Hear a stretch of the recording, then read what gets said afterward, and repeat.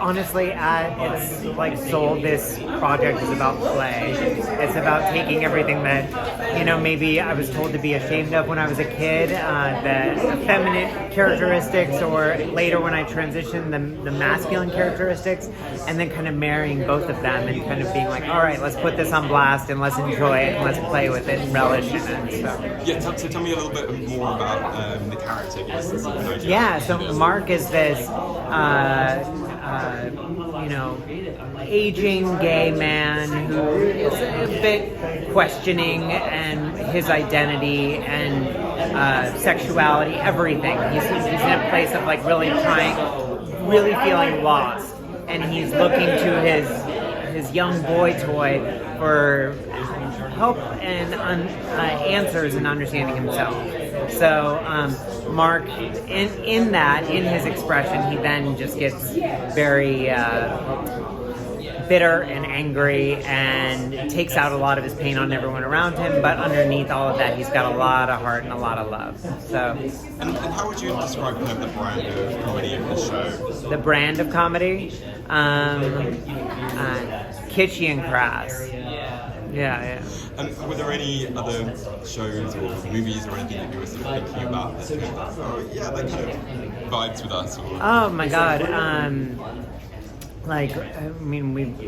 We're inspired by so many different things, but like Strangers with Candy, Amy Sedaris, like these are people that are my inspiration. I look up to. There's so many different artists that. Anything where it's like Tracy Ullman was always taking on larger than life characters and being able to disappear into it. That's what I really am interested in doing. It's exciting. Peppermint is one of the co-stars. She's also one of my best friends. So when I was working with Linus to create this project, I knew that it was really important to me to bring in people that I loved, queer creatives who are also passionate and also funny as hell. So that was one of the biggest gifts of having Pep just be 100% on board for all of it. So. There she is. Yes, darling. Right now, I think it's more important than ever that we are using our voices, speaking up, and also saying that I'm here holding space. I exist. I have a right to be here, and I'm funny as hell. You know what? And you don't get to tell me what's funny. I get to tell me what's funny. I get to tell all you what's funny. Joslyn and I went on a road trip, basically, across America. And throughout that process, she kind of invented this character that came bubbling out of her, the character of Marque. And Marque is this gay older man, and Joslyn says that Marque is who she would have become had she been born in a different era and never had access to all of the kind of, medical advancements and also all of the social opportunities that she had to transition. So Marque is kind of this repressed older gay man who probably should come out as a trans woman, but isn't there yet. And it was this expression of joy, and she always says that Marque is all these things that she thought she was supposed to hide. As a trans woman, you're supposed to be feminine, you're supposed to be small and quiet and sort of play the part, and Marque is loud, outrageous, bitter, a man. And out of this kind of improv process, I became Marque's houseboy, his live-in houseboy. Marque is hopelessly in love with Hector, and Hector manipulates him for free room and board. Hector's also, got a few bricks missing from the shed. He's not very intelligent. And we basically stayed in character for a week straight while we went across America, went into convenience stores, gas stations, etc.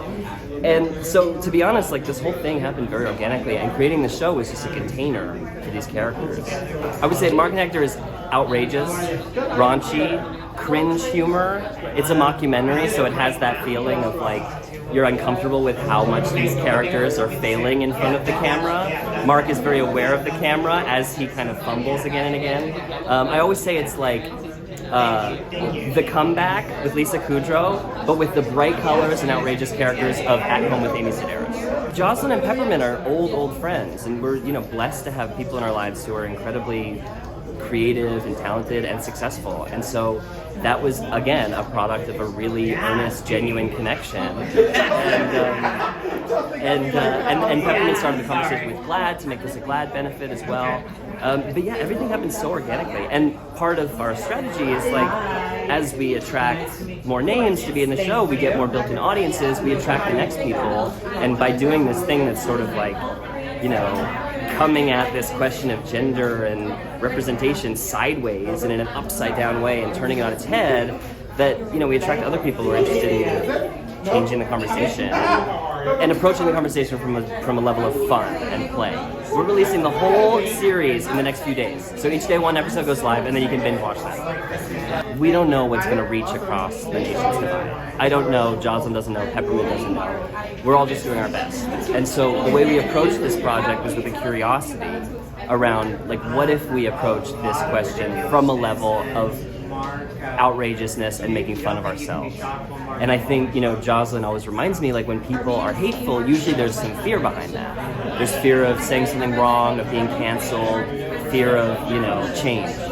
And, you know, my hope is that with comedy as a vehicle, you can welcome more people to the table who might be alienated by some discourse that is in a language that they don't speak yet, you know? So, yeah, so we don't know. We're trying it, you know? We'll see how it works. But my hope is that it reaches people who might otherwise not have been open to it. This was a character that they sort of dreamt up on vacation, and where we were seeing bits of it on their social media. And so then they eventually started writing some of it and thought that it was a really good idea to do something. And they asked me if I would participate, and I said, whatever you have, I'll do it. I didn't expect for them to write a sort of shady anger management counselor. That's the character I play, Daffy, and, you know, Marque is in need of some anger management, but I guess the question is Daffy the right person to help? I don't really know. I've never really done a role like this though, but I enjoy it, and we did so much ad-lib on set and so much improvisation. And it was a great experience. You know, I was free to do whatever I wanted. You know, comedy is like, oddly enough, comedy, like actual comedy on film and on video, is something that is kind of new or rare for me, you know? People capture me doing stupid things all the time and people laugh at me. But being able to do a funny role is definitely new for me. And so I was a little bit intimidated at first, but I was really grateful that they, you know, asked me to do this. And honestly, it was like doing any other kind of role, you know. Once you know exactly what your objective is and how you or your character feels about the situation, then my tactic and technique is I just react the way that I would anyway, given those circumstances, and then it'll come off funny or however it's supposed to come off. Queer folks obviously have been involved in arts and entertainment since arts and entertainment existed, but I do think that there was more of a subversive approach before, where we were doing a lot of the mainstream projects and sort of writing ourselves into them sort of secretly and sort of covertly. This is something that we get to do 100% on our own with the support of the community, and we get to talk and joke about ourselves amongst ourselves in the way that we want. Yeah, I mean, listen, art is a way of protesting in a way, and we can do it joyously with a comedy project like this. And the best thing about that, especially since it's digital, is we can invite other people who are not a part of the LGBTQ plus community in to laugh with us. And when they're laughing, and everybody says laughter is the best medicine, they're also learning if we're telling the jokes, not if someone else on Netflix is telling the jokes. And so this is a wonderful sort of space that we create. I think it's the evolution of the safe space. We have the safe space. Everybody understands what that is. Now we are dominating this space, and we're inviting people in, but you have to have the right outfit, but just like the right presence to be in the room. And as long as you come in a loving way and an open way, you're one of the family. That's really important to note is that we, as the LGBTQ plus community, is really intersectional. We have every race, every gender, every sexuality, every age, every nationality in our group. And so that really gives us a lot of strength. And amongst those people, we have seen every type of persecution and oppression that there is to see. And so that gives our community strength, because we have overcome all of the great atrocities that have happened in humankind. As queer people, we've been involved in that in some way, shape, or form, and we've survived it. But by the same token, we always know that history will repeat itself if we are not vigilant. And so to the youth out there that weren't around 10, 20, 30 years ago, this is the time to wake up and like really get involved. And the good news is more people are queer-minded, and so we're going to have people outside of the queer community, our allies, join us too. Thank you so much.